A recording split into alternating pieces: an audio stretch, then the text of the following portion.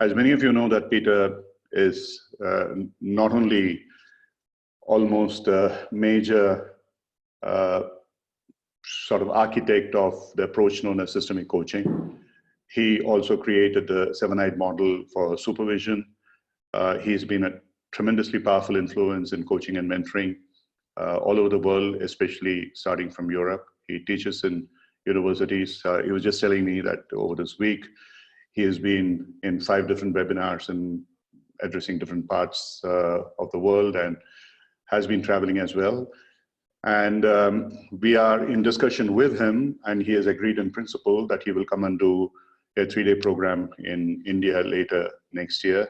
We are trying to work out the logistics of that, and then we'll be making an announcement of that as well. And Peter may probably share a bit about that towards the end. So as always, please put down your name as well as where you are from. Please address all the panelists and attendees together so that everybody is able to see. Please post your questions as you are going along.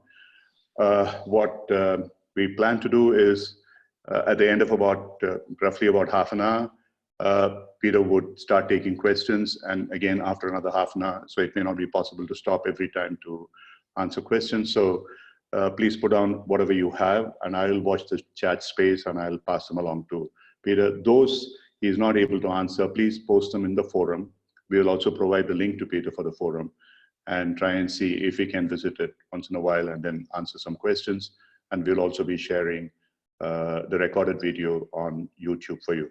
So Peter does not require any introduction. Whatever I have provided is, I think, surplus. As I was telling him, he doesn't need any more credibility and visibility. What we are trying to do is to provide an impact of the wisdom that he has to as large a population as we can in the coaching world. So with that, Peter, over to you. Thank you. Thank you very much, Ram. And it's an absolute privilege to be the last speaker on this very exciting series that you've done this year at Coacharya. Let me just share my screen so that we've got the presentation up. So let me welcome all of those of you who've joined from many parts of the world. Let me say namaste to friends in India. Bonjour to those who've joined from France, I see. Guten Tag to the 2 or 3 people from Germany. Buenos dias to all my friends in South America. Let me say hi to those who've joined from USA and Canada. And I hope you have an awesome experience today. And let me say Goeiemorgen. I see there's 1 or 2 from South Africa as well. So sorry if I haven't mentioned all the countries, but it's great to have such an international coaching community online. And let me just say that you may be looking at the screen and thinking, there we have a typical Englishman in his jacket and shirt. Probably not typical because I'm not wearing my tie today. But let me warn you, as I said at a recent conference in Romania, where I was speaking, a big ICF conference, I said, you may be looking at a leader who's pale, male, and gray. But let me warn you that underneath this shirt is a t-shirt that reads, I am a recycled teenager, and I'm in love with Greta Thunberg. And on the back of that t-shirt, it says, welcome to the revolution. Because I'm not just going to feed you information and new tools and methods today, but try and involve you in and sign you up for what I believe is the urgent and necessary revolution in coaching. How do we change coaching from what's been very successful in the 20th century to something that is future fit for the mid-21st century? I'll be talking about how what's got us to here won't get us future fit, how the needs of the world are totally different. And if we don't wake up to that and start to disrupt the coaching industry and revolutionize it, then we will be left behind. So please tighten your seatbelts. for a real roller coaster ride in the next 90 minutes. So welcome to all of you. And I'd like to start by asking you to put down your pens, put down your papers, to close your eyes and make sure both your feet are firmly on the ground. Make sure your seat is firmly back in the chair, your arms resting, relaxed, and to close your eyes and take a big, deep in-breath. And as you take that breath, bring that breath right up to the base of your spine, through your diaphragm, in your lungs, through your throat, right up through your head, and out to the top of your spine, to connect yourself to the world above you. And then a deep exhale through your mouth, allowing yourself to relax and feeling the energy connecting down right through your body, through your arms resting next to you, through your legs, your feet, to the floor and the earth beneath you. And the second time, I invite you to breathe in, drawing the energy up from the earth, through your legs, through your body. And as you do so, I would like, we have somebody who needs to mute their microphone. And as you breathe in, please picture all the people that your work serves. Picture a few of your current clients or customers, individuals, teams,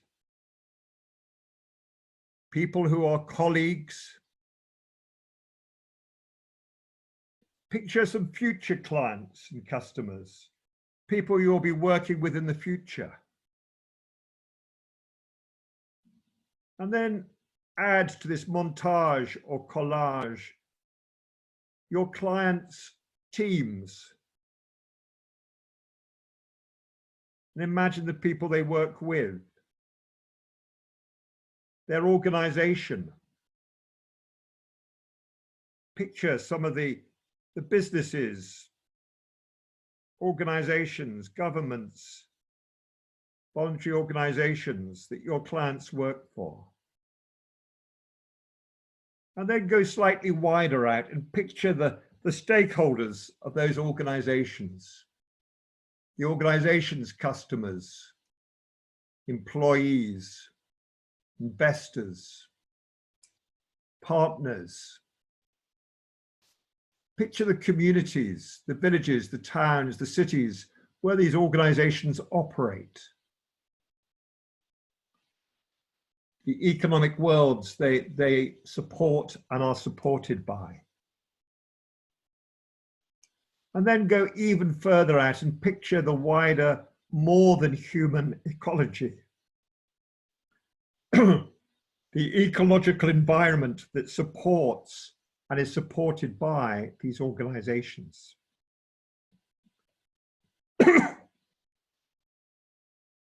And I would like you, as you hold that great mixture of collage of all the people your work serves, including your own family, children, brothers, sisters, future family, future grandchildren, the generations that come after us. I would like you to ask that great collage of people and environments and systems, what is it they need you to learn in the next 80 minutes? That they will get value from you being on this call and having the privilege of this opportunity.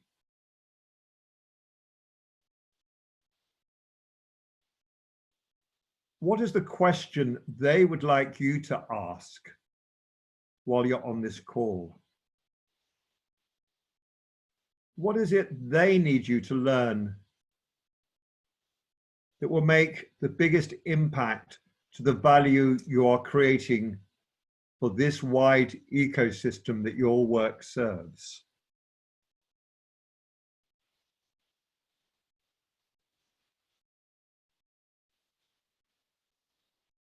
Perhaps choose a few of those stakeholders, future generations, the environment, clients, future clients, organizations. What is it they need you to learn today that will increase the value they get from the work you do?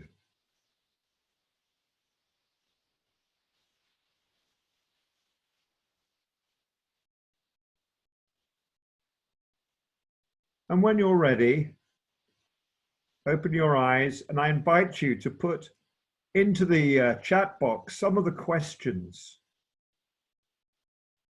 that your stakeholders would like you to be asking, would like you to be thinking about and sharing with this wide community of coaches that we have online from many parts of the world. So please take a big deep out breath, come back into your room, and on the chat box, start putting those questions. Because in about 20 minutes, I will be pausing and I'll be asking Ram to review some of those questions and tell me some of the stakeholder needs that are also online. Because you see, I would like this webinar not just to benefit the 120 people who are online or the many that might hear this on record, but for this to benefit at least 100 stakeholders of everyone who's online. That means, 10,000 people can benefit from this call, not just 120. So please keep putting your questions in the chat box and we'll come back to those. And thank you for bringing your ecosystem and your stakeholders into the room. And this is something that needs to be the start of every coaching relationship. It needs to be the start of every team coaching relationship, and indeed the start of every coaching supervision session. We need to start not from what the individual wants, but what their world needs the coach and the coachee to work on together to make a bigger difference, a bigger beneficial difference to their wider world. You see, in the last 40 years, and I've had the privilege of being involved with coaching since the late 1970s. And in that time, I've watched with pride how much coaching has achieved. It's now evidence-based, the most popular form of leadership development, the one that's most highly valued by people who are on leadership development programs. We are getting enviable satisfaction ratings from all those people who receive coaching. But as a colleague said to me recently, who wouldn't feel satisfied by having someone sit and listen to them for an hour?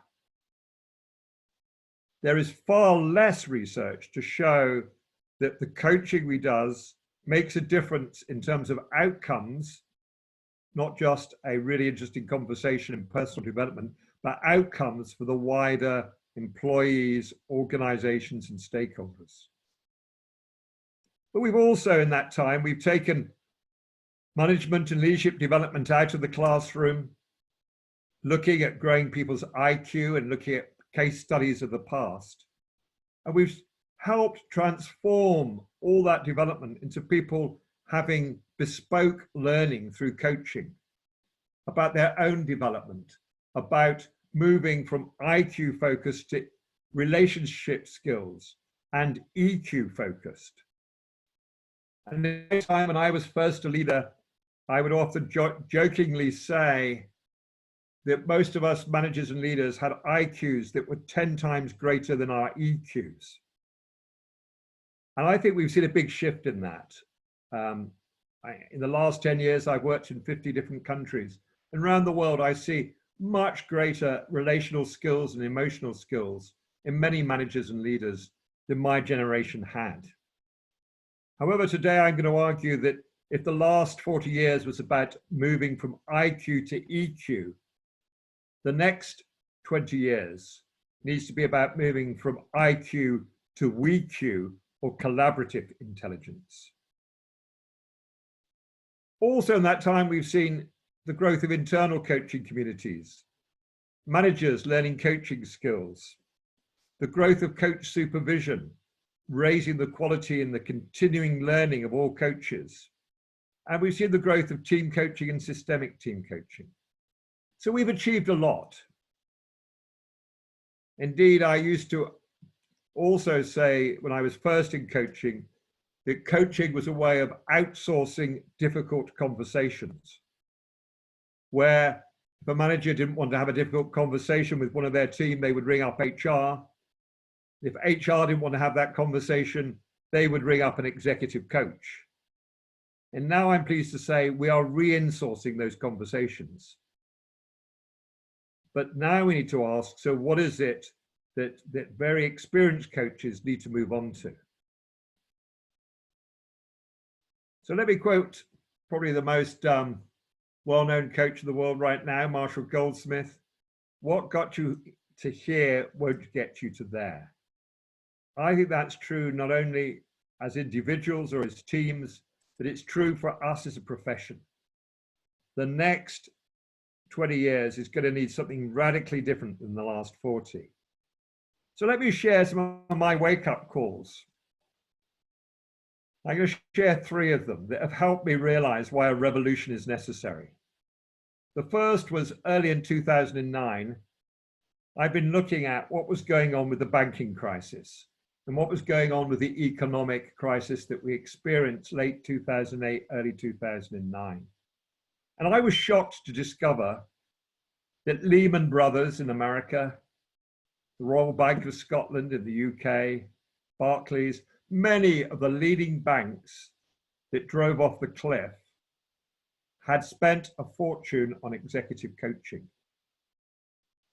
I also went on to discover so had Enron and Anderson's and British Petroleum, not just the banks.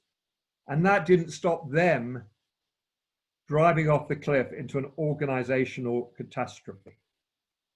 And I asked the question at this conference, I said, what were the coaches doing while the banks were burning? And somebody put their hand up at the back and said, well, it's obvious what the coaches were doing while the banks were burning. I said, what were they doing? He said, they were quickly sending in their invoices in order to ensure they got paid. And everyone laughed. And I started to laugh, and then I gulped. I thought, what does that say about our profession? A couple of years later, I was down in South Africa, where I've done quite a lot of work since the changes in 1994, 1995. And I was working with the whole region of Cape Town and the Western Cape. They'd done some brilliant work to develop a coaching culture strategy. And I said, let's bring all your stakeholders together and you can present the strategy and get feedback from all your stakeholders. That included taxpayers, service users, schools, hospitals, senior leaders, middle leaders, frontline leaders. And we even had some people role play and step into the role of the wider environment, the ecology of the Western Cape, and some to play the collective grandchildren of the Western Cape. What did the future need us to be developing today that their future would be better, not worse? Feedback from the stakeholders. And I shall never forget the moment when a young frontline manager stood up, tall, young black man. And he said, well, I listened to this. It sounds like those with the big paychecks, the big offices, the big cars, now get the big coaches. If I listen to this, he said, it sounds like coaching is very expensive personal development for the already highly privileged. And that hit me in the gut. I thought, is that what I'm spending my life doing? Very expensive personal development for the already highly privileged? Is that what I want to be doing? And then my third wake up was earlier this year. My colleague Zoe Cohen, and by the way, if you go onto the ICF UK site, there is a webinar I did earlier this week with Zoe on how to become climate conscious coaches. And she wrote a blog in January which said, what were all the coaches doing when the planet warmed by 3 degrees? And here on the slide, I've put data not from some campaigning organization, but from the BBC Climate Action Tracker. The world talks about we have to stay beneath 1.5 degrees temperature rise. And yet, based on current pledges, we're going to hit 2.9 unless those pledges change. And by the way, the latest data that I read this week shows that no country is actually fulfilling their pledges. If we go on current policies of politicians, we're going to hit 3.3. And if we continue the way we're acting today, we're going to exceed 4-degree temperature rise. And I just encourage you, please go and look at the scientific data on what 4 degrees looks like. It is horrifying. It's unlikely at 4-degree temperature rise that human life will be able to exist on this planet. Even at 2.9 and 3.3, we're going to have major ecological devastation. We have an urgent climate emergency. And yet, you know, on that webinar, I asked somebody who was at the ICF Global Conference in Prague, I said, how many workshops and how many talks talked about climate conscious coaching? The answer was 0.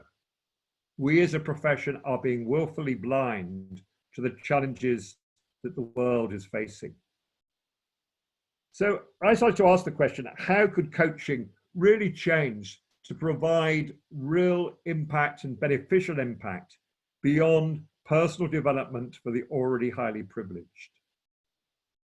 How can we look at getting not just the individual's needs into the room, but the stakeholders' needs? And how do we help people see the stakeholders they are unaware of or willfully blind to? And how do we wake up to the needs of the future and move coaching from dealing with yesterday's problems to more focused on growing our capacity and shifting our human consciousness to deal with the challenges of tomorrow? And at the same time, there are major disruptors that are affecting our industry. I've already mentioned coaching being re-insourced, first to internal coaches and then to leaders and line managers. How we've now got coaching bots and coaching apps that have stored all the best coaching questions in the world. We've got apps that can read the emotional mood. We've got artificial intelligence empathy, and they can match their tonality to the caller. We've got organizations that are doing coaching on demand. When I did a research program on tomorrow's leadership and the necessary revolution in leadership development, many millennials said to me, listen, you know, we don't wait a month to go and have a one-to-one coaching session. If we've got an issue, we put it out on WhatsApp to all our mates, or Instagram, or any of those apps. We need coaching at the time we need it. We're the generation that don't worry about working out an answer. We just go onto Google. So our whole marketplace is changing. The growth of peer coaching, self-coaching. And also in that research, we discovered that I talked to 50 companies around the world across all sectors. We interviewed a CEO, an HR director, and a millennial future leader. And all the CEOs said in the next 5 to 10 years, we'll be employing less people because of robotics, outsourcing, digitalization. But they said, the number of people we will need to partner with will get greater and more complex. So we need to realize that the whole world around us and the nature of leadership is changing. We're moving from 20th century heroic leaders to 21st century collective and collaborative leadership. We're moving from thinking about leadership vertically, who do I report to, who reports to me, to how do we create horizontal connection across the organization and across the boundaries of the organization to all our stakeholders. It's not about leading myself, leading my team, leading my function, leading my organization. It's how do I create horizontal change across boundaries? So we need to ask this question, and I'll pause in a moment, Ram, for some questions, but what is it that coaching can uniquely do? Not that keeps it in business, but that the world of tomorrow needs. And how do we gear up today, not tomorrow, but today, for those tomorrow's needs? So Ram, what sort of questions have been coming in? Yeah, I should start from the time that you asked that question quickly, and you can select. One of the first questions was, how will I be able to support them to become self-sufficient, self-reliant? How can I help them open their eyes wider of the potential of team members, especially those who are less visible in the organization? How do we permeate our culture for trust, integrity, etc.? There are a couple of questions which resonated for me. How do I enable them to be happier and happier forever? How do I enable them to be ready for a future they don't even know anything about? How can we create an ecosystem that is free of discrimination? Let me stop there, and maybe some of these, and I mean, there are zillions of them. So we can, after you answer some of these, and if you have the time, we can take some more. Yeah, I will ask Ram and Magda to send me, after we finished, a read out of all the questions, so that I will come back and join some on the forum. Yeah. So those we don't manage to answer today, or I'll post some Q&As. Some great questions. Let me just take a couple of those before I go on to the next group of slides. How do we support them to be self-reliant? Often I run these trainings. Ram mentioned I'm coming to India to run one. I've run them in America, China, South Africa, all around Europe, in systemic team coaching. And people often ask me, how long is a systemic team coaching program? My answer is always, systemic team coaching, and the same applies to systemic coaching, never ends. It only transitions from being done by a professional external coach to being done by the team itself.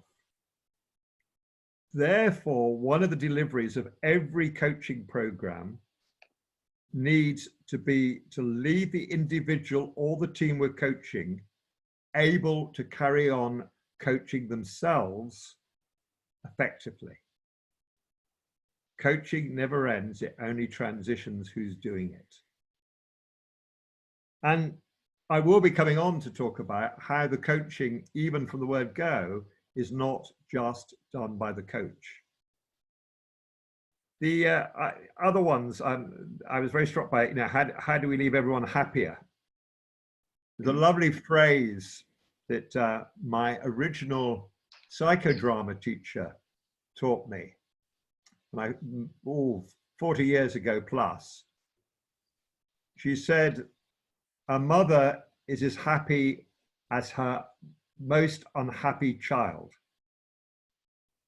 And I've always thought about that phrase, a mother is only as happy as her most unhappiest child. And I wondered whether we can't translate that into, we can only be as happy as our most unhappiest stakeholder. to be happy, I need to make my stakeholder world, my ecosystem, healthy and happy.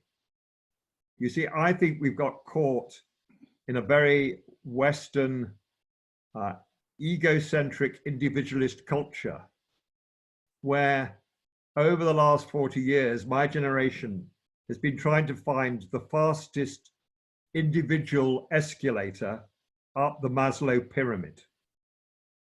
How do I get to my physical and financial security?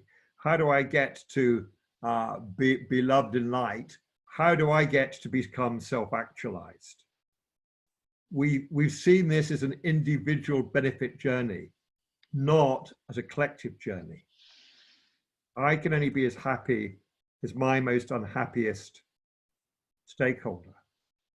How do I not think about individual happiness, but collective healthiness? Let me just take another one. You know, I mentioned the climate crisis, and when I first brought that up at a coaching conference, several people said, but you know, we know through our ICF competencies, we must leave our agenda outside the door. It's not our job to bring the ecology into the coaching room. And I said, that's a very interesting belief system. The notion that the ecology is not already in every coaching room. I said to them rather provocatively, are you telling me your clients don't eat, don't breathe? That you don't eat and breathe? Because if you do, the ecology is present in every coaching room. And it's not only physically present in that way, and affected by our journey to work, what we do, but it's also present. There's a new term called eco-anxiety. Every coachee I meet now, I recognize not only myself, but they are suffering either consciously or unconsciously from eco-anxiety. The concern of what's happening to their children go to schools in polluted areas. They're concerned about what's happening for the next generation, what they see on the news or what's happening to the oceans or the Amazon burning. I think eco-anxiety is current in every coaching conversation. So how do we open our eyes to that? Very practically, I will be coming on to how do we need to start a coaching relationship that means the stakeholders are in the room metaphorically from day one, from the first minute. And I'll come back to that. And this last question about the futures they don't even know about. You see, it's so easy. I still meet it in many, many conversations. People talk about the environment as though it exists out there and that we're not part of it. The environment is in us as much as we're in the environment. And they talk about these challenges as being something for the future. You know, that the climate emergency is something future generations will face. It's already here. Every aspect of the future is already happening somewhere in the world. So we have to, it's not that we have to challenge our clients more, but we have to bring the challenge that's coming over the horizon, that's out there in the stakeholder worlds, into the coaching room. Our job, you know, interestingly, the research we did on senior coaching clients, the biggest thing they wanted different from their coaches was more challenge. And then I think coaches get into a difficulty of how do I challenge more without bringing in my agenda? That's what we need to learn. How do we bring the challenge that's already in their ecosystem into the room? So I would do it by asking questions like, what are you going to regret in 2 years' time not having explored in this coaching relationship? What would your stakeholders most value us, you and I, working on? These are future back and outside in questions, not what do you want from coaching? But let me Rab, is there any other kind of comeback that's happened that I should respond to before moving on to the second section? There's a kind of a thread of few people in terms of how do you get people who empower CEOs, CXOs, and so on to realize that they are the ones who are really in need of coaching and not just the people down the line believing that they want others to change, but they don't need to change themselves. So it's a lovely question. I spent many years being called in by senior teams to say, will you help us with leadership development? And I would always reply, yes, what do you want to develop? And they would say to me, no, not us. Please develop the third tier. And because I wanted the work, I would go and set up trainings for the third level of leadership. And at the first workshop, they would always say to me, why are you starting with us? It's them that you need to start with. And I would always say, you're both half wrong, right? Because actually what needs developing is not just them at the top or them further down.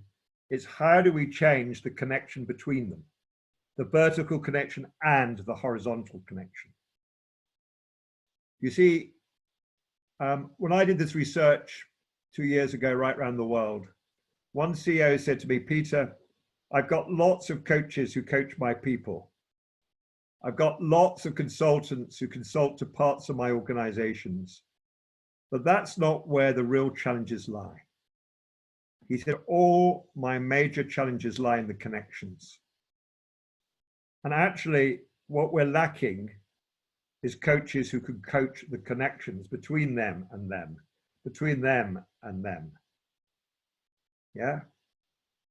And I will be saying a little bit about how we have to move even beyond team coaching to team of teams coaching. So we're coaching the connections between teams, between functions, between the organization and their stakeholders. That's what the world's crying out for. But thank you, Ram. I'll come back to a further question. So keep putting them in. And even if we don't deal with them today, we'll come back to them. But when I started to ask this question, and my favorite coaching question is always to an individual, what can you uniquely do that the world of tomorrow needs? So that our coaching is purpose-led, not desire-led, personal want-led. I've been using that question for many years, and people said to me, so what's your answer? This was about nearly 10 years ago. And I had just sold my consultancy business. I was choice rich. When people asked me, well, what was my answer? What could I uniquely do? I had to go away on retreat for 5 days to answer my own question. And when I was on retreat, I realized these 5 little people were the people who were keeping me working. I could have retired at that stage. Instead, I realized to retire would be to let these little people down. These are my 5 grandchildren: Iris, Florence, Nancy, Charlie, and Freddie. And today my wife's gone up to meet 3 of those. I should have been with her, but decided I needed to have this talk instead. So I have to make sure this talk is worthwhile so I can answer. I started to be working not just, as one accountant suggested, to support their parents' housing costs. They were keeping me working because I knew we were leaving them a more complex and more challenging future than my generation had faced. And if they came back to me and asked me, what were you doing in this time of the great turning? What were you doing, Grandpa, to prepare the next generations for the world you were leaving them? A world of greater challenge, much greater population, 3 times bigger population than when you were born and I was born. What were you doing when there were growing expectations and diminishing resources? What were you doing to prepare us? And I think as a whole, leadership development, coaching, consultancy industries, we are all failing the next generations. You see, leadership needs to radically move. I mentioned this earlier. That's 20th century leaders, heroic and individualistic, being coached on how they become charismatic and how they present well, experts in their sector, working on predictability, what they already know, focused on the last and the next quarter, to collaborative team coaching. The heroic leader is dead. I wrote 10 years ago, long live the team. Leadership, it can collectively lead across boundaries. One CEO that I was talking to in the research said, Peter, leadership today is like flying an aircraft at 40,000 feet and having to rebuild that aircraft mid-flight, coordinate the team on the flight deck, coordinate the cabin crew, manage the disruptive passengers, talk to ground control, and watch the climate coming over the horizon. That's what leadership is like today. It's no longer possible for the only point of integration to be the CEO. We need leadership teams at all levels that don't just manage their part of the system, but take collective responsibility for making the whole more than the sum of the parts. And leadership that's growing the capacity, the greater capacity of the organization to face the greater challenges of tomorrow. I was back in South Africa a couple of years ago, talking to 400 leaders from across Southern Africa. And I asked them at the beginning of the talk, please stand up, all of you leaders who are responsible for developing the next generation of leadership across Southern Africa. And about a third of the people stood up. They were the HR directors, the people who taught in business schools, the people in charge of leadership development. And I said, no, let me repeat the question. I was not clear. You didn't hear me properly. Stand up if you're responsible for developing the next generation of leadership across Southern Africa. And just over half stood up. And I had to ask a third time until everyone stood up and realized it is all our responsibility. We cannot outsource this to business schools, to coaches, to leadership development firms. We all are part of creating the next generation of leadership to deal with the world we're leaving them. And part of that is leadership that can operate in 3 time horizons. And this I'm introducing because it means coaching has to hold those 3 time horizons in every coaching conversation. Horizon 1 is business as usual. Today's problems, everything that comes, across the email, across the telephone, in meetings, keeping the wheel turning, delivering this quarter's results.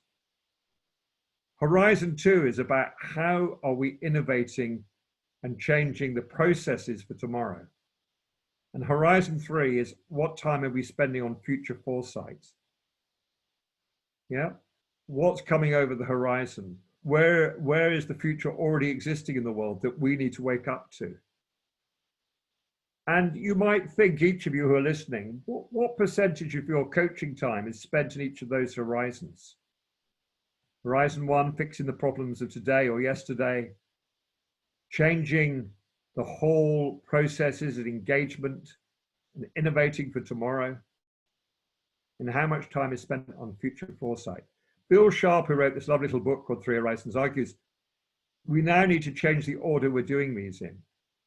Because if we innovate in Horizon 2 out of Horizon 1, we're just learning to become better and better at playing yesterday's game. We're not growing the capacity to play tomorrow's game. Thus, we need to do Horizon 2 out of Horizon 3 thinking. So that's a challenge for every coaching assignment and every team coaching assignment. So what is systemic team coaching? First of all, it recognizes that coaching is not done by the coach. It's a collaborative and dialogical inquiry between 2 people in service of their wider stakeholder community. It's not dyadic, it's triadic. It's co-created between, if I'm coaching Ram, it's not me doing the coaching. It's not just Ram and I doing the coaching, but it's Ram, the curriculum that life is setting Ram constantly, the new challenges that are coming over the horizon. It's Ram's ecosystem, Ram and myself, who are doing the coaching. It's a triangle, not a dyad.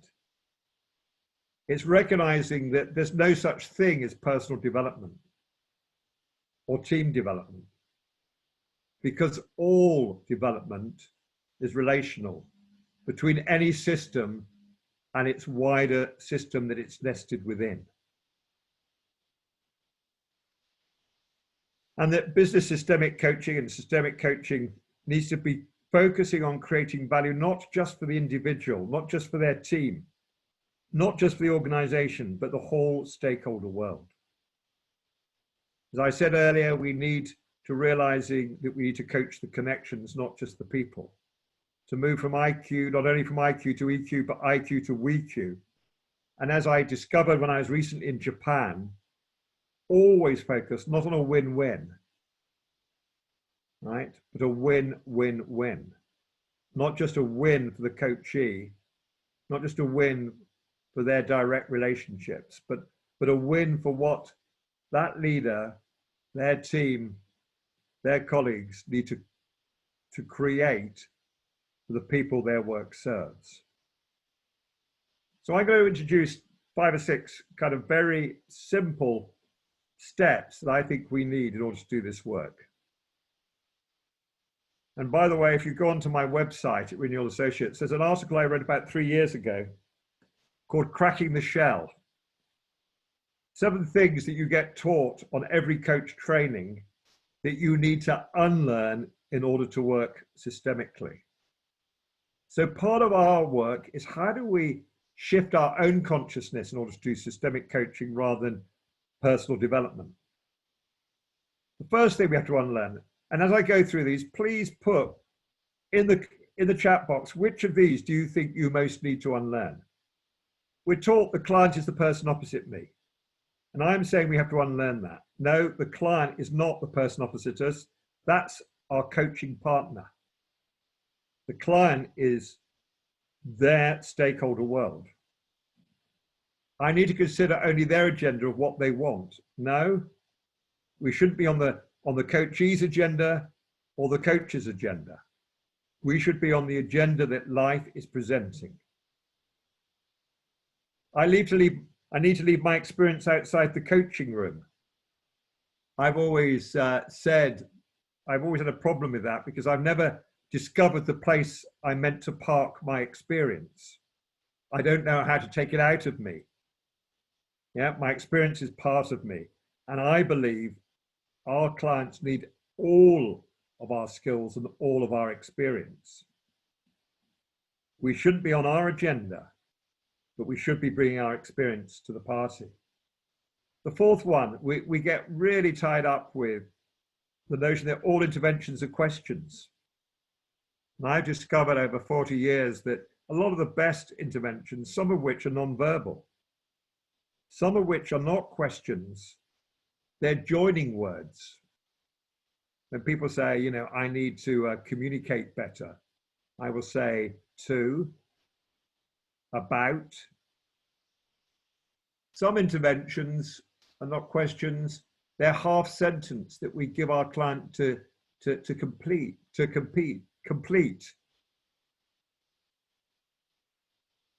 And some are a non-verbal echoing. The fifth one, I should never interrupt. I don't know about any of you, but I've had some clients that if I did interrupt them, I would spend 60 minutes just listening to their well-grooved stories and helping them believe their own narratives even stronger at the end of the hour than they did at the beginning. You see, I think sometimes we need to interrupt. I'll give you with reframes. If you listen to a person sitting there talking about how awful their organization is, how they're just the victim of their organizational processes, I believe for every minute you listen to that, you are helping them feel more powerlessness, to feel less empowered. So when a client says to me, Peter, you can't do that in my organization, I will say, not yet. I will find short ways of offering reframes in the midst of what they're saying that help them take themselves back to new possibilities. The sixth one, we should always end with an action plan. We, in the early days of coaching supervision, we brought together a lot of the early coach supervisors. This is about 20 years ago. And we asked what patterns were coming up in supervision from coaches. And do you know, it'd be very interesting to guess what was the most common issue that people were bringing to supervision as coaches. The most common issue was, we had a great session. They had an aha moment. They left with an action plan. And then the supervisor will say, yes, that's great. They'll say, no, it wasn't great, because they came back a month later and they hadn't done what was in their action plan. It's the same with off-site sessions for teams. They leave with lots of good intentions. They make lots of agreements. But when I did the research on this, only a small fraction of what they agree to on the off-site or in the coaching session translates into change back at work. But what was interesting is at that point, many of the coaches blamed the client. They said, oh, they weren't committed enough. They weren't courageous enough. Rather than ask the question, what do we need to do differently? We have an old English phrase which says, the road to hell is paved with good intentions. And we could add to that in coaching, the road to hell is paved with aha moments, good intentions, and action plans. We have a phrase that says, if the change doesn't start in the coaching room or the off-site team coaching, it won't happen back at work. You see, change is done, good intentions are done with the neocortex and words. Change is always embodied. We need to get people to not just tell you about what they're going to do differently, but to show you, to do fast forward rehearsals, to take the learning from the neocortex into embodied change in the coaching room or the team coaching workshop. We need to actually also coach people live at work, actually at their team meetings, not just at offsites. We need to move from talking about change to embodied difference. And seventh, coaching is only about personal development. Well, hopefully, I've already showed that actually personal development is a miasma. It doesn't really exist. So please put the numbers of those into the chat box. What are the ones that you need to focus on unlearning? And how are you going to start that unlearning process? And as you do that, let me come to the 6 steps. The first, I've already talked about. If I'm working with Ram, rather than facing him as I am now over the screen, it's a bit more difficult virtually, but I found ways of doing it. We have to go shoulder to shoulder. What I do now virtually is I bring up a blank screen that we can both write on, which you can do with modern technology, so that we are partners in the coaching process. From the word go, I would say to Ram, tell me about you. Then I'd ask, tell me about what really matters to you. What is it you're most committed to in your life? What's the difference you want to make? Who does your work serve? And then I would metaphorically invite those people into our coaching conversation.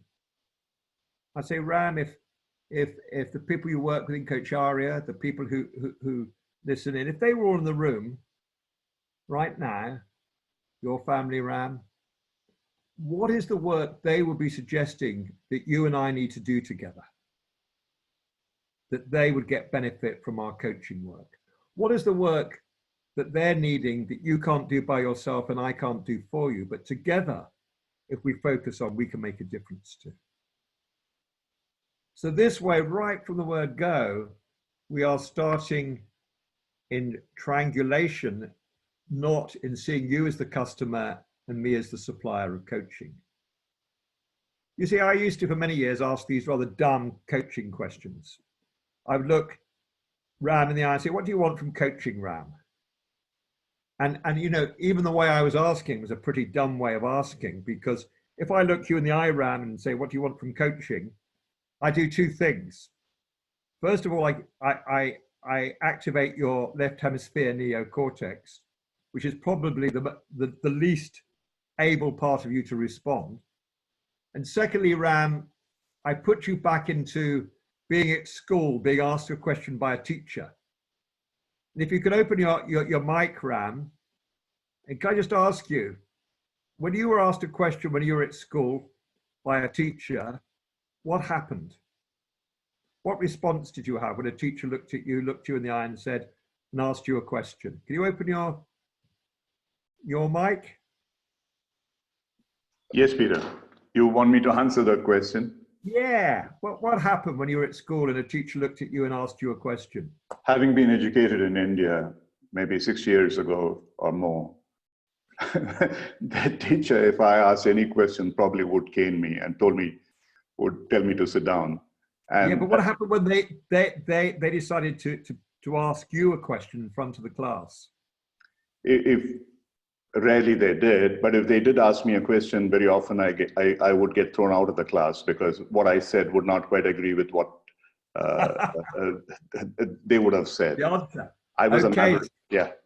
So most of us have been through this school experience. You know, when I ask this question of several people, and I say, you know, what happened when people ask you a question? You can all think about this. People would say, either I froze, I went blank, or I tried to come up with the right answer. There's a few people like Ram who come up with the left field answer and then get thrown out of the class. But I would then ask people, well, what's the right answer? The right answer is the one that the teacher's already thought of. And hypnotically, we put people back into that situation. So we say, what do you want from coaching? And they think, oh, what am I meant to say? Oh, please help me with my relationships. Please help me develop my relational skills and my communication skills. Yeah. They come up with the answer they think they're meant to come up with, or they go blank. I used to ask them, you know, what were the goals for the coaching? Well, most people don't know. What do you want to talk about in this session? I'm not interested in what my clients want to talk about any longer. I'm interested in what life needs us to be talking about. And, you know, it took me 20 years of coaching to realize that that wasn't a very good way to start coaching. It took me another 5 or 6 years to realize that even at the end of sessions, I would end by saying, so what's been helpful, Ram, from this session, and what could be more helpful next time? And I realized I thought I was asking for feedback as the coach and continuous improvement. I realized I wasn't asking for feedback. I was asking for reassurance. How do I know that? Because my clients would say, oh, it's all been helpful. Just do more of the same. So clearly I was not asking for feedback. You see, I also, by asking that question, was arrogantly stepping back into the idea that I'd done the coaching and you'd been the customer, rather than you and I, Ram, and life had been doing the coaching together.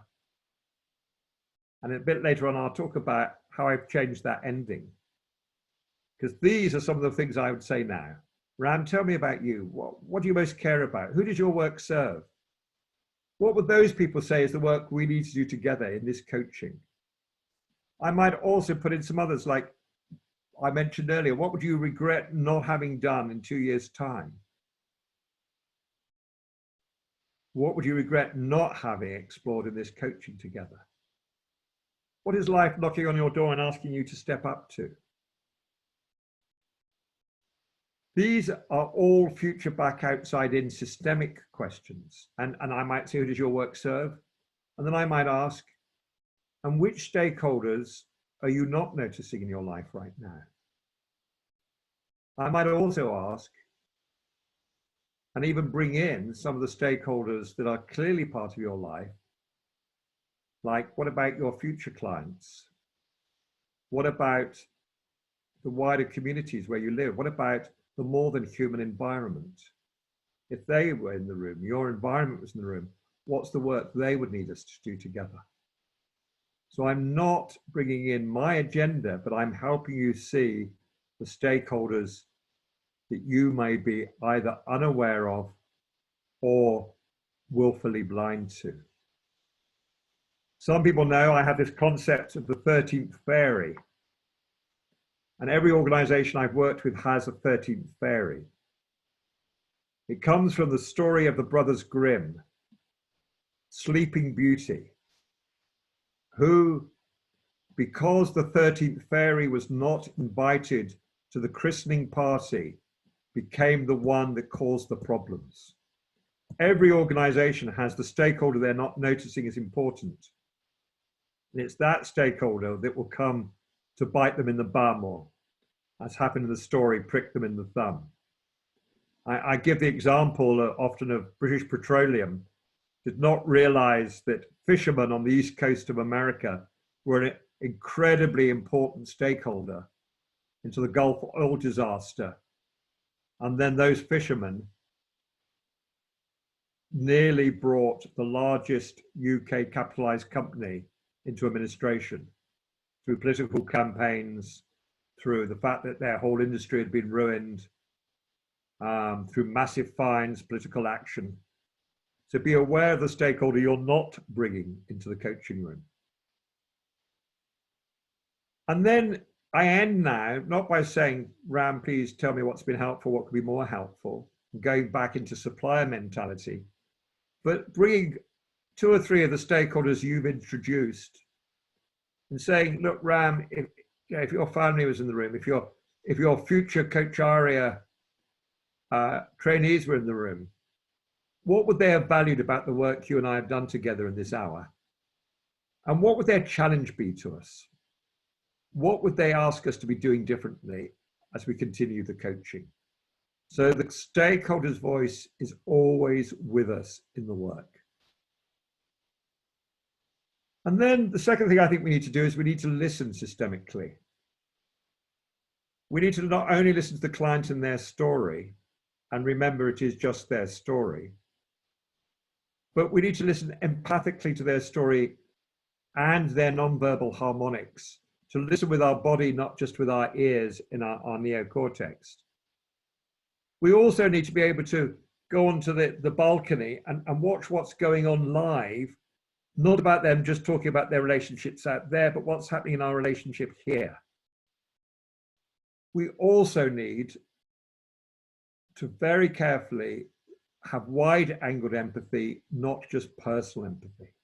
You see, as coaches, we're trained to have enormous empathy for the person in the room for us. But the problem is we then listen to their story as though their story is reality, not just their story. We start to hear about all the other people in their lives. And at worst, we hear their organization as persecutor, them as victim, and we become rescuer. We try and support them against this awful organization. And we need to have as much empathy for everyone in their story and every system in their story as we do for them. We need to listen to the needs of the stakeholders and the wider field and ecology. And we need to listen to the lessons that life is presenting them with as lessons, not as problems to be fixed. I often say, look, there's 3 questions we should always hold in mind. What's disconnected that needs connecting in the wider world? What's the shift that needs to be enabled in this coaching room to create a shift outside the room? And what's the truth that needs to be surfaced here? That means we need to be really skilled at multi-stakeholder contracting, not just bringing in the boss or doing interviews for a 360-degree feedback and asking the boss, what does Ram need to learn? Because mostly I've discovered the bosses become very patronizing and say, oh, please help them, work better with their colleagues, or something simplistic and patronizing. We need to have ways of looking with the stakeholders, 3-4-way meetings. The boss, the HR, the coach, future boss, the coachee, what's going to make this coaching valuable, not just for the person to do a better job they're currently doing, but to be ready for their next job. What's going to make this coaching valuable for this person's team, for their organization, for the stakeholders? And how are you, the boss, HR, the sponsor, how are you going to be part of ensuring and contributing to that impact and enabling whatever comes out of this coaching to really have a very big, impactful ripple effect? And in this book, I've just finished with Eve Turner. There's also an article that's already published, but we've got a book coming out December the 19th that goes into this in detail and ways of doing it. And then once we've done the contracting, we need to revisit that, not just at the end of the coaching, but throughout the coaching, with how are we going to evaluate that this is having a benefit, not just for the individual, but for the others. Another very simple thing we could do is get the stakeholders' voice into the room. Coaching, hold them in mind, asking future back outside-in questions, but also using empty chairs. I'd really invite everyone who's listening to if you've got a coaching room that's only got 2 chairs in it, bring in some more chairs so that we can have a place for the stakeholders to be located, if only metaphorically.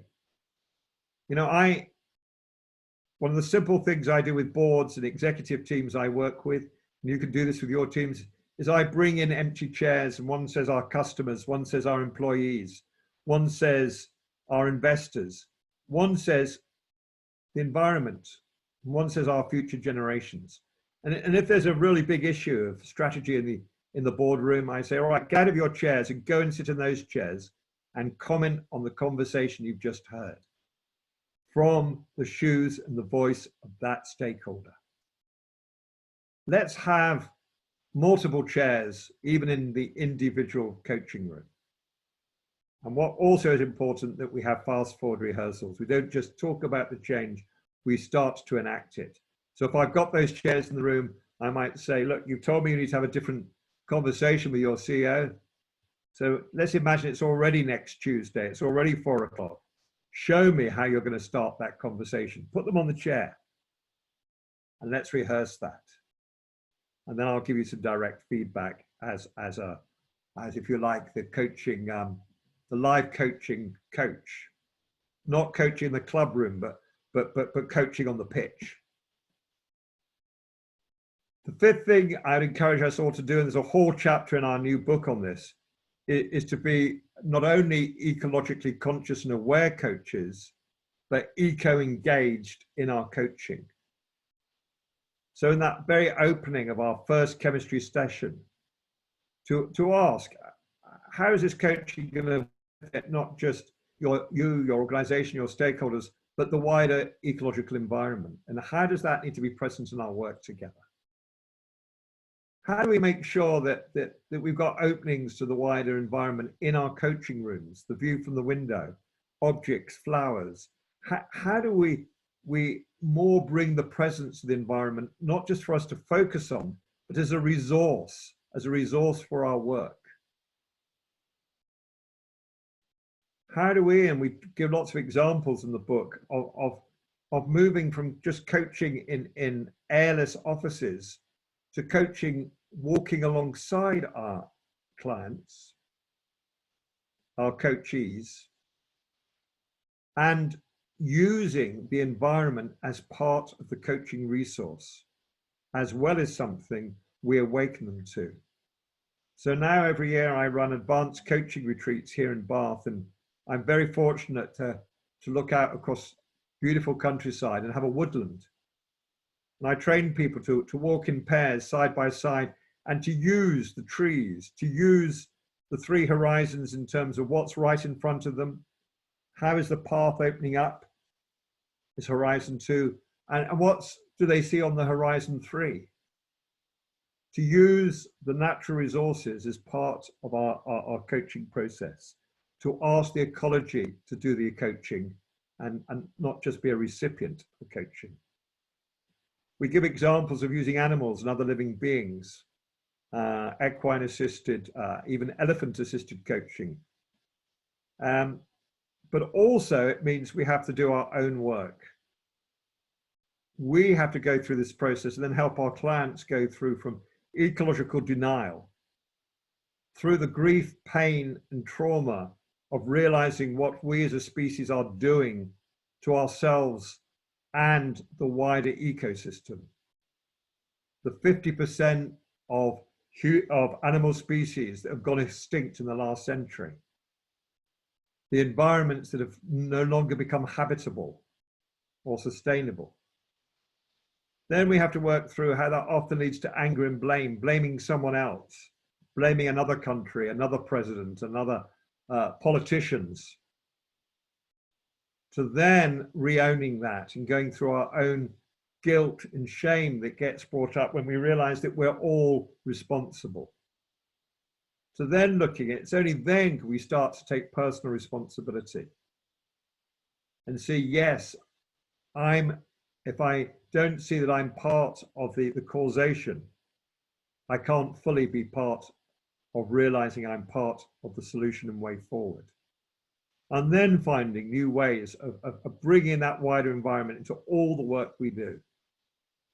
And then, and by the way, there is, I'll get Ram to post it, there is an open letter now that's been signed by a number of leading coaches to all the coaching professions and all the coach training bodies, talking about practical steps we can all do to declare climate emergency as part of the coaching profession, and to look at how we as privileged people who've had not only great intellectual education, but great emotional education and great trainings and great access to a wide range of people, what we can do with that privilege to make the most difference. And in our book, in the final chapter, we give all sorts of examples of coaches who are now realizing that their work needs to not only impact their individual and their team clients, but are finding ways of taking that into whole new fields. So now we come back to the next generation questions that we can use to change the way we engage. And let me just share one of my favorite quotes that I use all around the world. It's from an American professor, Gordon Alpert, who went and dropped out of Yale and went to India to learn spiritually.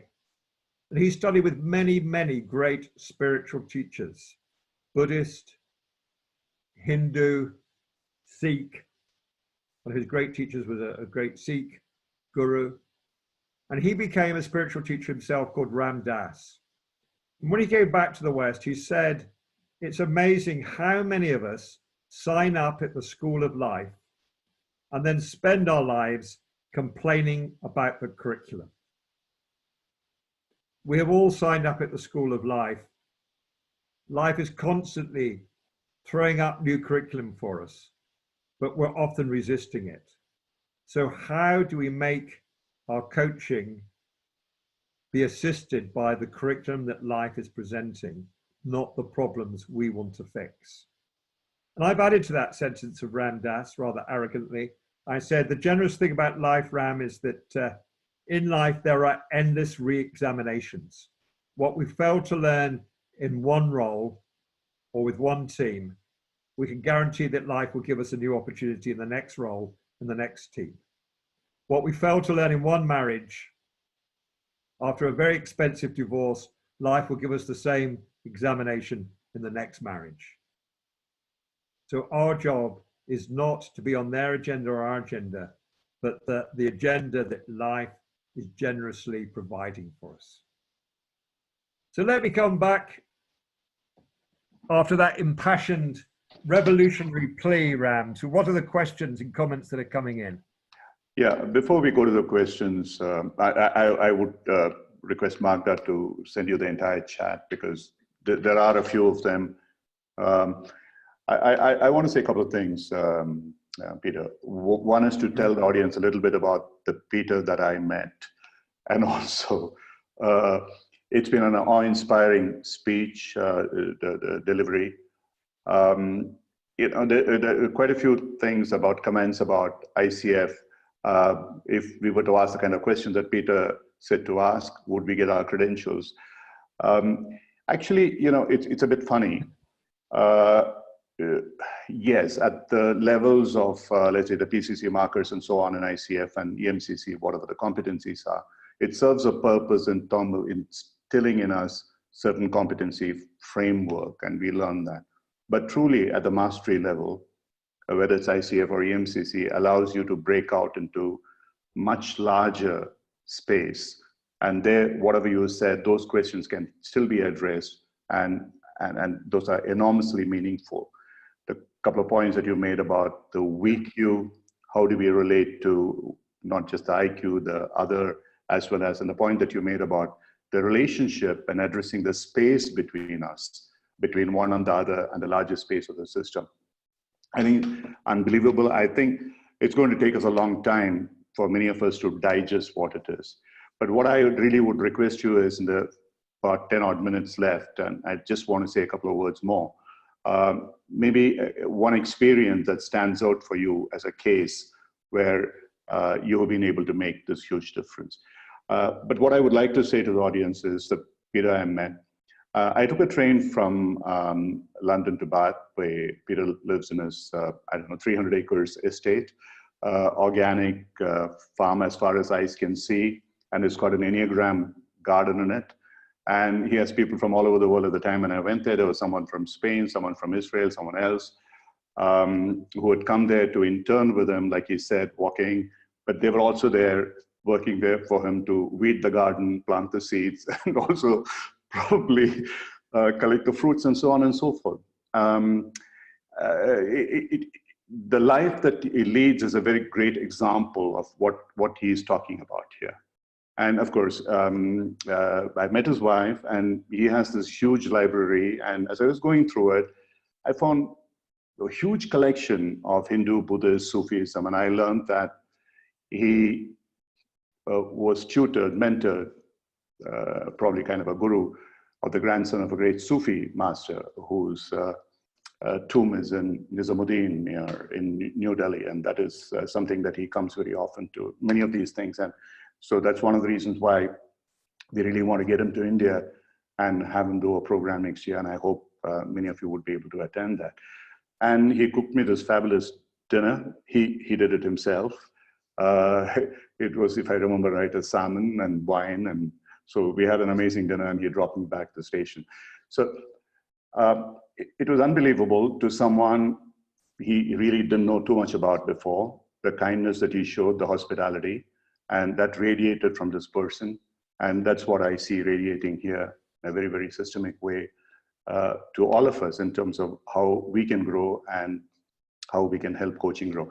So in about 10 minutes, Peter, if you would like to really, I know there are a lot of questions, and I'm sure people would like answers, and we will send them to you. But probably adding great value to everybody here is an experience that you might like to share as a case. Well, thank you, Ram, and thank you for your kind words. Just to say, it's not 300, it's only 37 acres, but it's still a small farm. And I think there is something very important. You know, people say, you know, I'm sure next year will be 70, and people say, well, how do you have so much energy? And I say, well, you get the energy from the world out there. And one of the things is not just from the many groups I engage with around the world, but the energy from the more than human world, from being out working the garden, from turning the compost, which is the heart of the garden.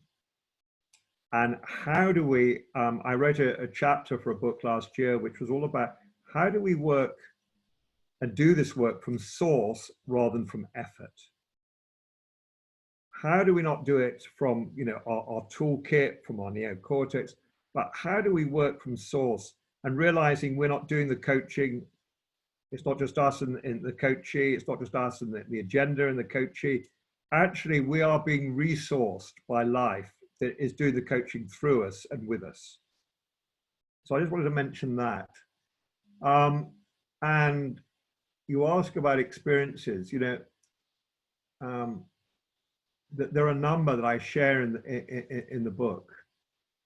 One of my great privileges was to work with the fruit industry of South Africa. And I was working with the two big fruit industries that had been outsourced, that had been deregulated in the change in the apartheid regime. And they handed over the ownership to the big Afrikaner farmers, so that they now owned the big marketing entities. And they're lovely people, but they weren't known for having a major global mindset. They were people whose real interest was about their local community and the price of fruit at their gate. And I was then in a lovely challenge of it's not my job to help them to wake up to what they're not seeing by bringing in answers or bringing in what I'm seeing, but how do I get them to wake up to a world they're not seeing? How do I get them to how do we bring in those incredible stakeholders? And I just decided really early on, and I worked with this organization and I worked through a merger with them, and I worked through coaching their board, their top team, several parts. I worked with their marketing entities in various parts of the world, coaching those marketing teams, but also coaching the space between them. And it was an enormous privilege. I also went and worked with some of the cooperatives, fruit cooperatives and packing stations in the local areas.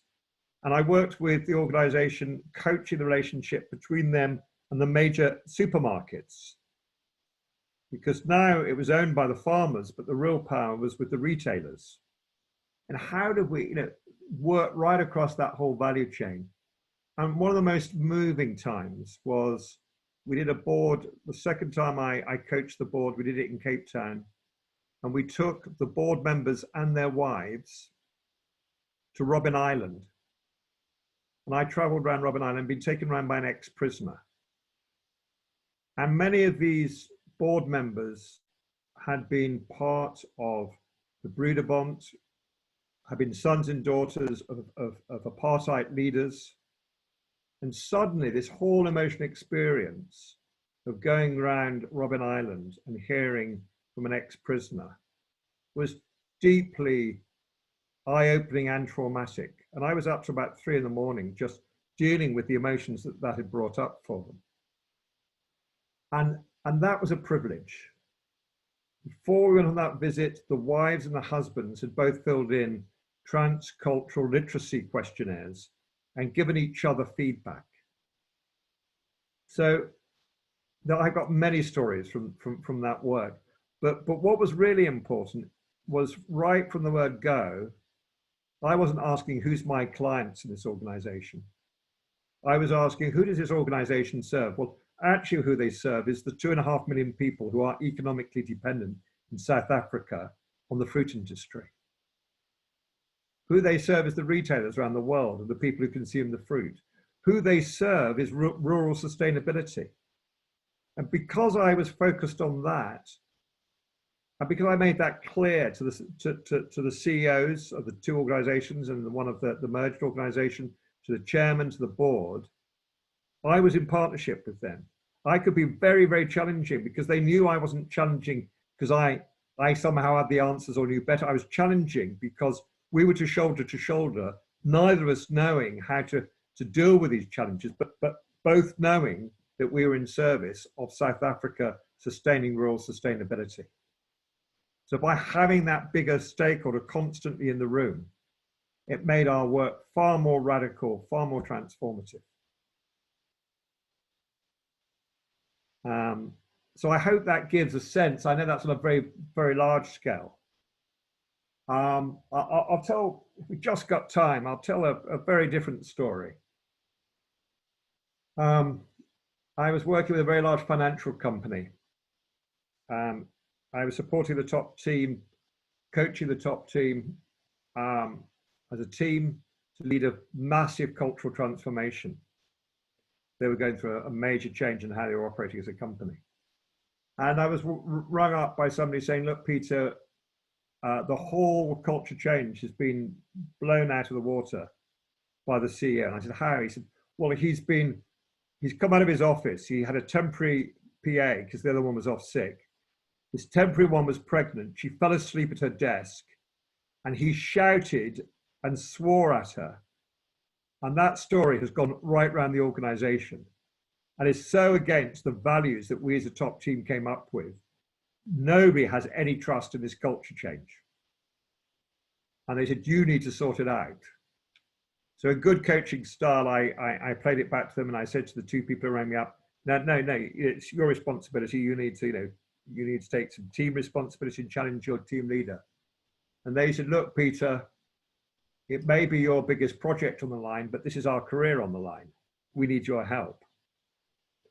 I had to go and have 3 sessions of supervision very quickly and urgently, right? Before I'd worked through all my fury with that CEO, with my wanting to go in heroically and take him on, or my wanting to avoid and saying, look, it's not my responsibility, until I could get to a place of ruthless compassion, where I could be compassionate for him, for the women he was bullying and reactive to.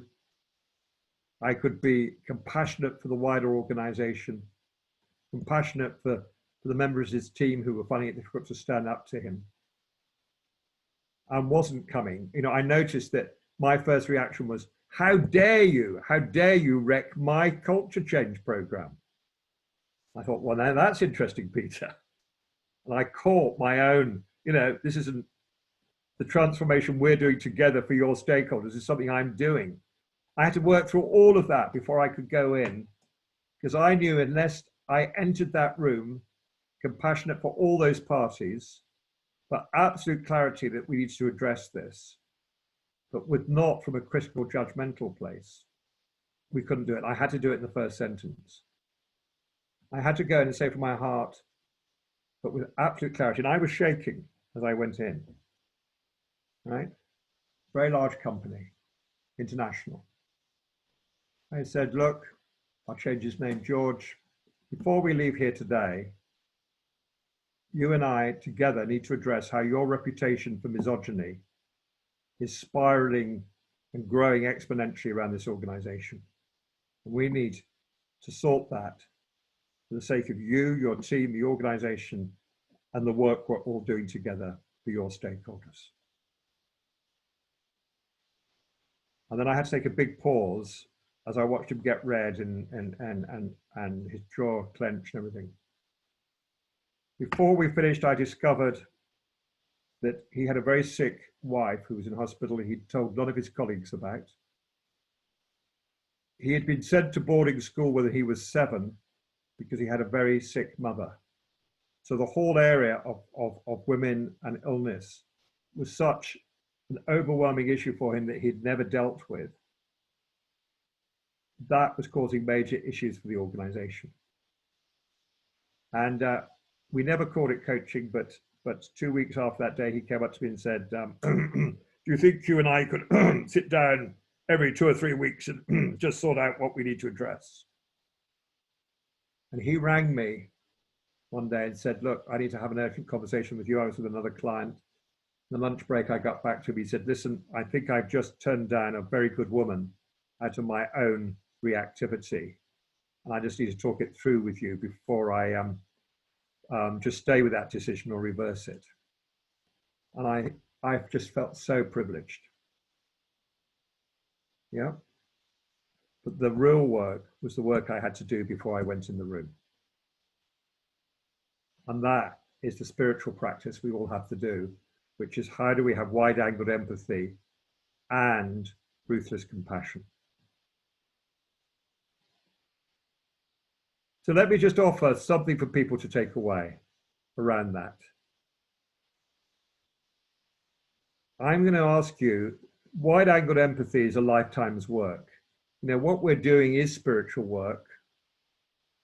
And the teacher that Ram mentioned was the grandson of Hazrat Enayat Khan, who was a great Indian musician. He's the one who's got the Dargah in New Delhi near Nizamuddin. I learned so much from his grandson. And one of the things is this you can practice. You don't need to go to a guru. You can practice every day. When you watch the news, set a watch on your phone to see how many seconds and how many minutes you can go holding non-judgmental, non-reactive compassion for everyone on the news.